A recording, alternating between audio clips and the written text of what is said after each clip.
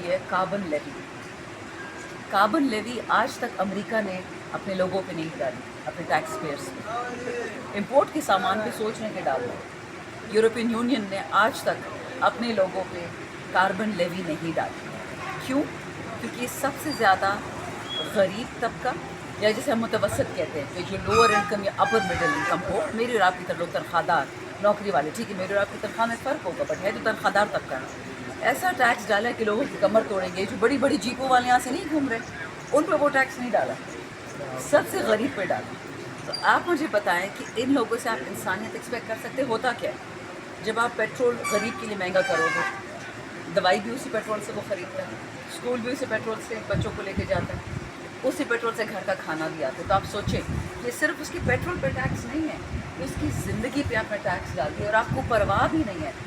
اگر بڑے بڑے مالدار ممالک کے ٹیکس نہیں ڈال رہے کیونکہ ان کو یہی فکر ہے کہ ہمارا ووٹ بینک خراب ہوگا. کل نثار جٹ صاحب جو اس بات کے میں نے ایک بڑی اچھی بات کہتے ہیں، اگر یہ بجٹ سیاستدان نے بنایا تھا، کسی بھی پارٹی کا، نون کا ہوتا، پیپل کا ہوتا، وہ غم کرتا لوگوں کے لیے. یہ سیاستدانوں نے نہیں بنایا، یہ ان لوگوں نے بنایا جن کے دوست بینکر ہوتے ہیں، ان لوگوں نے بنایا جن کے دوست سرمایہ دار ہوتے ہیں، یہ ان لوگوں نے بنایا جن کو پرواہ نہیں.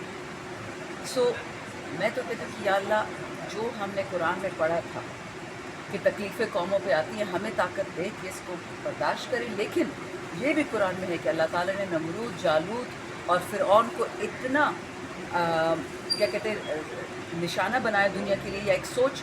اس دن میں ایک کہانی پڑھ رہی تھی، یہ ہے دینی بات لیکن صرف آپ کے لوگوں کے لیے، آپ کے ویورز کے لیے، کہ جب فرعون ڈوبنے لگا تو اس نے کوشش کی کہ وہ معافی مانگے. چلاتا ہوا تھا اور اس ٹائم پہ اسرائیل علیہ السلام اس کے منہ میں مٹی پھینک. یاد اس نے بچوں کو مارا کہ اگر اس سے معافی مانگے، اور اللہ تو رحمان الرحیم ہے، اللہ اس کو معاف نہ کرے. یہ وہی فرعون، جالوت اور نمرود ہیں جن کو صرف اپنے بچوں کی جوتے، اپنے بچوں کی چھٹیاں، اپنے بچوں کی فورن ٹرپس، اپنے بچوں کی تعلیم. اس فورن آفس میں کتنے امبیسڈرز ہیں پاکستان کی خدمت کرتے ہیں، ان کو سلام کرتے ہیں.